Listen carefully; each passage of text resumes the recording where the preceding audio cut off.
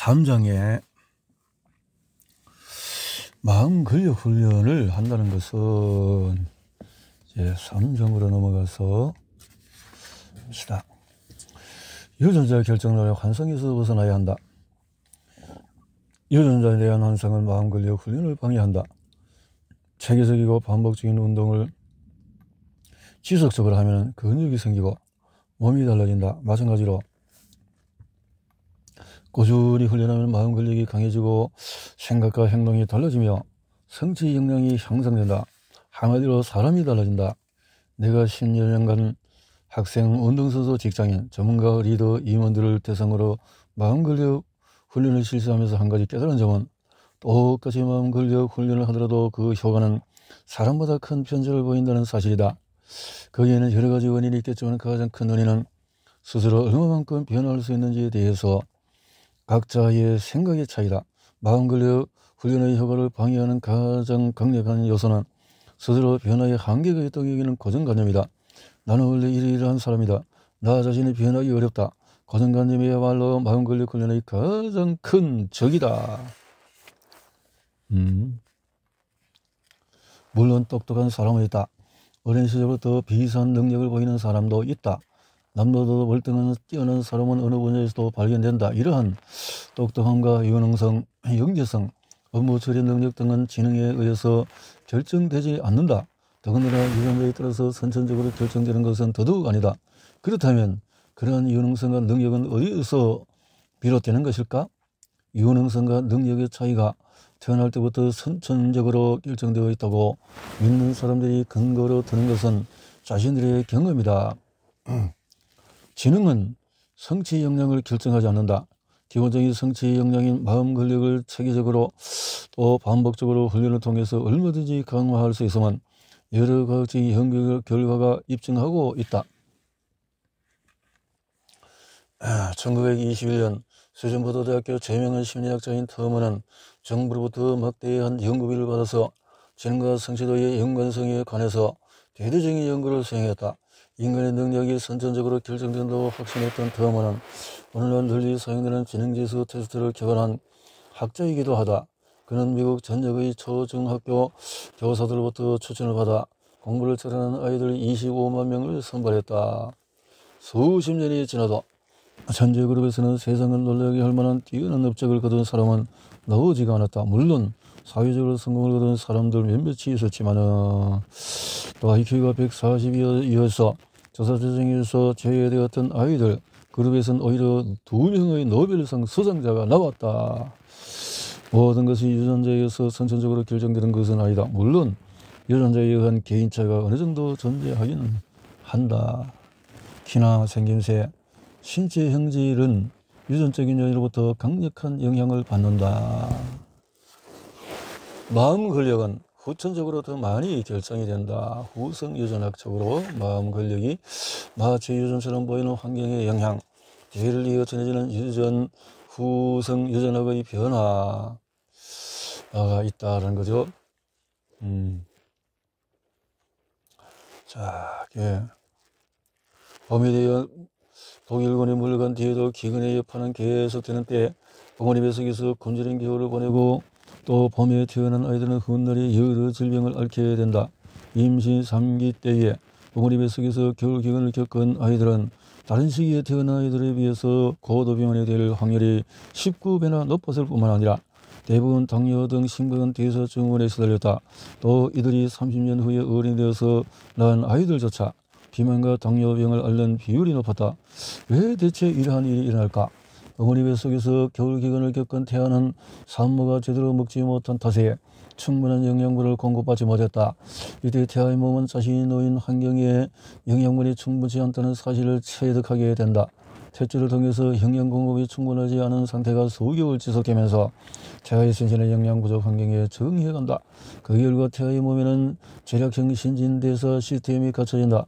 이런 신체의 각 기관의 영양 부족에 대비해 최대한 많은 열량과 염분을 체내에 축적하는 시스템을 말한다. 예컨대 췌장은 혈액 속에 약간의 당분이라도 남아있으면 인슐린을 충분히 분출해 이를 모두 지방의 형태로 저장하려 하고 콩 빠진 혈액 속에 염분을 충분히 배출하지 않고 몸의 저정에 들어간다. 이처럼 살아나기 위해서 힘든 환경의 적응해야 하는 과정에서 신체는 적응하려는 노력을 하게 되며 유전자 조절 과정을 통해서 체력형 신진대사 시스템을 수천적으로 갖추게 되는 것이다. 수개월간의 굶주린 겨울이 끝나고 봄이 찾아왔을 때 어머니 뱃속에서 영양 부족에 시달리던 아이들은 태어난 후에 충분한 영양 공급을 받을 수가 있었다. 하지만 이 신생아들의 몸은 이미 체력형 신진대사 시스템을 갖춘 후였다. 네덜란드에서 겨울기근의 문제는 세대를 넘어서 계속되었다. 세월이 흘러서 비만과 당뇨 등의 대사 증후를 지닌 아이들이 어른이 되어서 임신을 했다. 그때도 이들의 몸은 여전히 체력형 신진대사 시스템을 유지하고 있었다. 혈액 속에 당분을 최대한 빨아들여 지방으로 축적하고 있었던 탓에 다른 산모들에 비해서 혈액 속에 영양분이 훨씬 부족했다. 그 결과 이들의 태아 역시 어머니 뱃속에서 영양이 부족한 환경에 직면하게 되었고 어머니가 할머니 뱃속에서 그랬던 것처럼 태아 시절의 유전자 조절을 통해서 체력형 신진대사 시스템을 구축하게 되었다. 결과적으로 이 아이들도 어머니가 그랬던 것처럼 성장하면서 비만과 당뇨에 시달릴 수밖에 없었다. 비만과 당뇨병을 앓는 어머니에게서 태어난 아이가 역시 똑같이 비만과 당뇨병을 앓는다고 하면은 우리는 이를 유전이라고 생각하기 쉽다. 그러나 이런 유사한 조건의 환경에 적응하도록 만들어진 특정 현질의 세대간 전성일 뿐 유전과는 아무런 관련이 없다. 어머니와 아이 모두 체내에서 영양 부족의 상태에 놓이면서 비슷한 유전자 조절을 거쳐서 특정 형질을 가짐으로써 같은 질병을 앓게 된 것뿐이다. 과도한 스트레스에 노출된 산모가 있다고 하자 산모가 평균 이상의 스트레스를 계속 받게 되면 혈액 속의 스트레스 호르몬 수치가 높게 유지된다. 산모의 스트레스 호르몬은 태아의 영향에 미쳐 뇌 발달이 전반적으로 저조해지는 결과를 낳는다. 뇌가 충분히 발달하지 못한 채 태어난 아이는 학습 능력과 기억력이 저하될 뿐만 아니라 불안장애를 앓는 경우도 많다. 특히 산모의 스트레스 호르몬에 많이 노출된 태아는 이 호르몬을 조절하는 뇌 부위가 작아지고 기능도 약해진 채 태어난다. 결과로 더 높은 수준의 혈중 스트레스 호르몬을 유지한 채 살아가게 된다. 나중에 임신하게 되면 그 태아 역시 높은 수준의 스트레스 호르몬에 노출되므로 태어난 자신 어머니와 마찬가지로 스트레스 호르몬을 조절하는 뇌 부위가 작아진 상태로 태어난다. 결국에 신경질적이고 불안장애에서 시달리는 산모는 자기처럼 신경질적이고 불안장애에 시달리는 아이를 낳을 확률이 더 높다. 부모 자체가 중요한 환경이다. 부모 자체가 이렇게 되어지는군요. 저혈병에 대한 일란성 쌍둥이 연구는 유전이냐 환경이냐 문제에서 저혈병에 대해서 1950년대까지만 해도 부모의 잘못된 양육 방식이 저혈병의 주된 원인을 여겼다.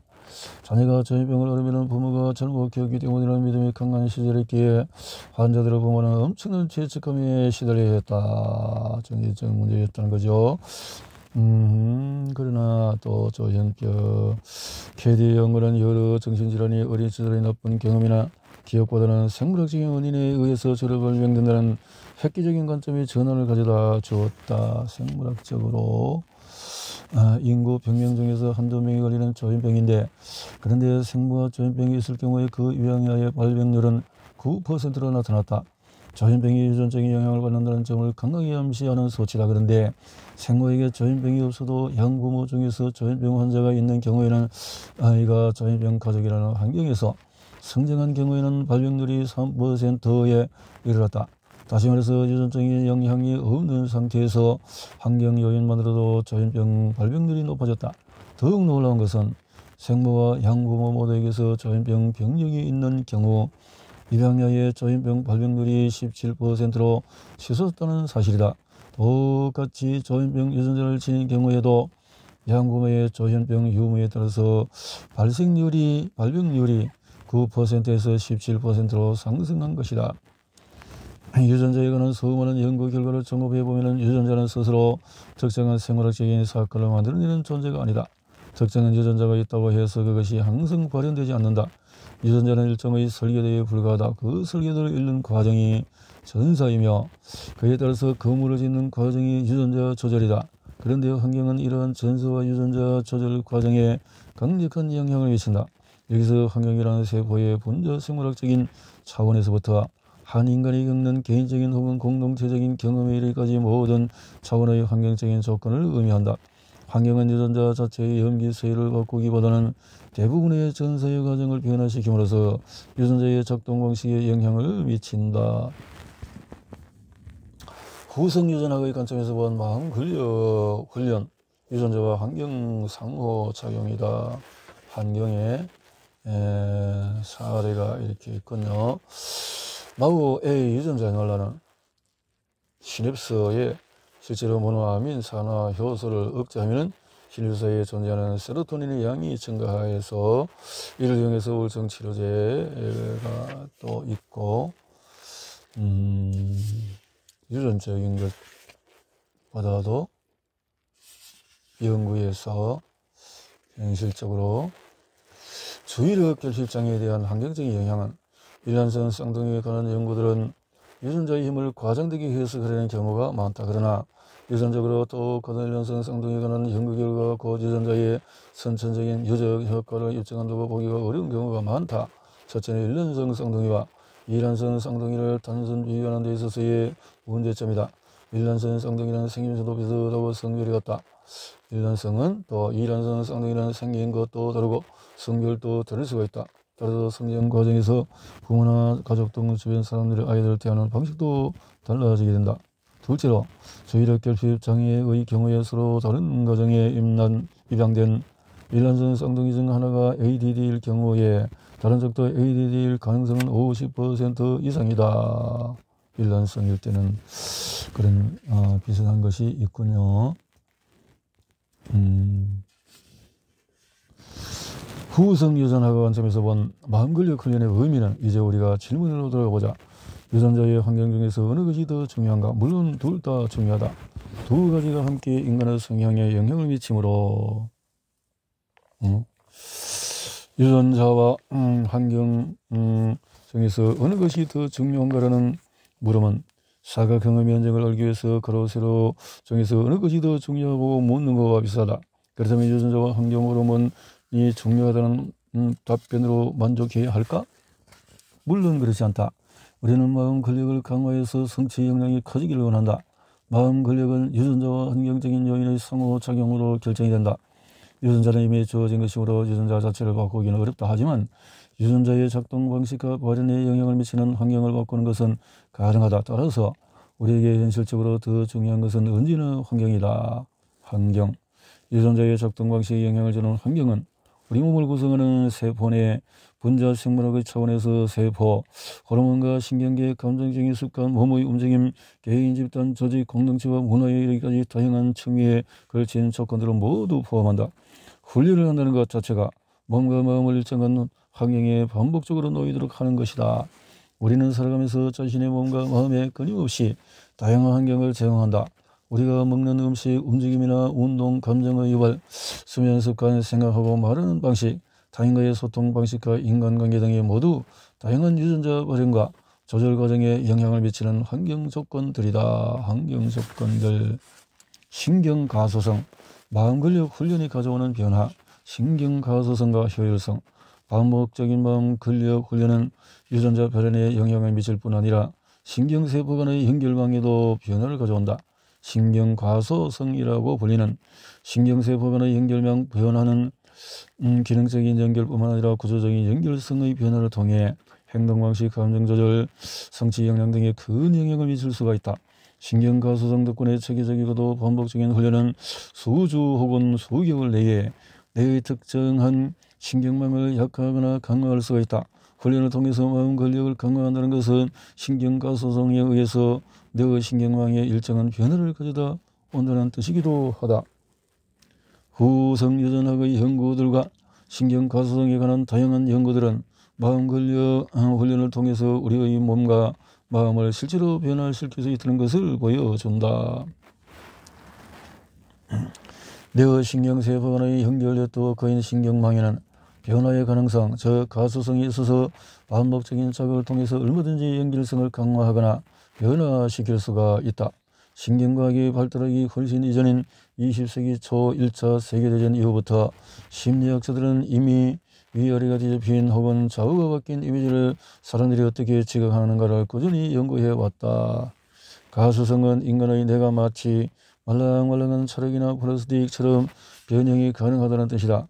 인간의 뇌는 딱딱한 컴퓨터와 같은 기계가 아니라 뇌의 특정 부위가 담당하는 기능은 대체적으로 정해져 있기는 하지만 상황에 따라서 얼마든지 변화할 수 있다. 뇌의 구위의 기능이나 작동 방식은 체계적이고 반복적인 자극을 주면은 바뀌게 된다. 예를 들어보자. 사고로 눈을 다쳐서 시력을 잃게 되면 시각 정보가 더 이상 후두엽에 있는 시각 정체로 전달되지 않는다. 시각 정보 처리를 담당하는 뇌 부위는 할 일이 없어서 놀게 된다.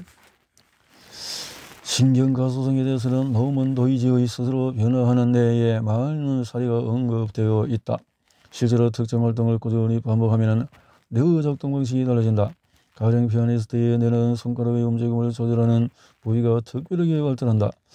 프로골프 선수와 아마추어 초보 골퍼의 뇌 사용 방식 역시 완전히 다르다. 이를 확연히 보여주는 뇌 영상 연구가 있다. 골프 스윙이라는 같은 뇌에 대해서 뇌의 습관적인 작동 방식을 바꿔야 한다. 마음 근력을 강화한다는 것은 뇌의 습관적인 작용 방식을 바꾼다는 뜻이다. 시냅스 연결로 이루어진 신경망의 구조를 바꾸려면 새로운 방식으로 뇌를 사용하는 방법을 꾸준히 훈련해야 한다. 마음 근력을 키운다는 것은 어떤 지식이나 기술을 습득한다는 뜻이 아니다. 하체 근육이나 등 근육을 발달시키는 방법을 배운다고 해서 저절로 그러한 근육이 생기지 않는다. 체계적이고 반복적인 훈련을 해야만 근육이 발달하고 몸이 달라진다. 마음 근력이 강화된다는 것은 사람이 달라진다는 이야기다. 마음 근력이 강화되면 더 강한 자기 조절력으로 자신의 감정이나 생각이나 행동을 스스로 원하는 방향으로 더 잘 조절할 수 있게 된다. 자기의 조절력이 향상되면 높은 수준의 도덕성이나 윤리성을 지니고 타인을 존중하고 배려하게 되며 일을 할 때 끈기와 집중력을 발휘하게 되고 감정 조절력과 충동 조절 통제력도 높아지게 된다. 일상생활에서 나 자신을 근본적으로 바꾸기란 매우 힘들다. 그냥 살던 대로 살아가도 별 문제를 느끼지 못한다. 그런데 그것이 가장 큰 문제이다. 한 가지 강조하고 싶은 것은 마음 근력을 강화하자고 굳게 결심하거나 마음먹은 것은 별 소용이 없다는 사실이다. 내 몸의 근육을 강화하겠다고 스스로 동기를 부여하고 의지를 불태워도 그것뿐이라면 아무런 소용이 없는 것과 마찬가지다. 마음 근력 훈련은 내 세포의 연결망을 바꾸는 것이다. 나 자신을 스스로 변화시키기 위해서는 구체적인 방법이 필요하다. 이 책의 목표는 마음 근력에 관한 이론뿐만 아니라 마음 근력을 강화할 수 있는 구체적인 훈련법을 소개하는 데 있다. 훈련법을 신경가소성은 좋은 방향으로도 나쁜 방향으로도 일어난다. 마음 근력을 키우려면 잠자리에 들기 전에 뇌의 상태를 잘 관리하는 것이 필요하다. 분노와 불안감 없이 평온한 마음을 유지해서 편도체를 안정화하고 자기 참조 과정에 훈련하거나 자신과 타인에 대해서 긍정적인 정보를 처리함으로써 전전두 비질이 활성화되는 상태에 잠들도록 해야 한다. 마음 근력 훈련은 새로운 지식이나 정보를 학습해서 그에 따라서 행동하거나 생각한다는 뜻이 아니라 마치 몸의 근육을 강화하는 것처럼 특정한 신경망의 연결 상태를 생물학적으로 변화시킨다는 것이다. 마음 근력 훈련과 알코올. 마음 근력을 강화하려면 전전두 피질의 신경망이 활성화되도록 자극하는 훈련을 통해서 특히 기능적인 연결성을 강화해야 한다. 술은 특히 전전두 피질의 기능을 억제한다. 전전두 피질은 동물적인 본능이나 충동성, 감정을 억제하고 이성적으로 판단하는 기능을 주로 담당하는데 이러한 억제 기능을 억제하는 것이 알코올이다. 술은 전전두 피질의 편도체 억제 기능을 억제하게 되어 편도체가 통제하지 않는 상태에 놓이게 된다. 한마디로 온갖 부정적인 감정을 통제하는 채 분출하게 되는 것이다. 그래서 술은 사람을 기분 나쁘게 하고 화나게 하고 짜증나게 하고 슬픔을 느끼기도 하고 무기력하게 충동적이 되어 공격성과 폭력성이 강해지도록 만들기도 한다. 술은 휴식에도 전혀 도움이 되지 않는다. 그렇군요.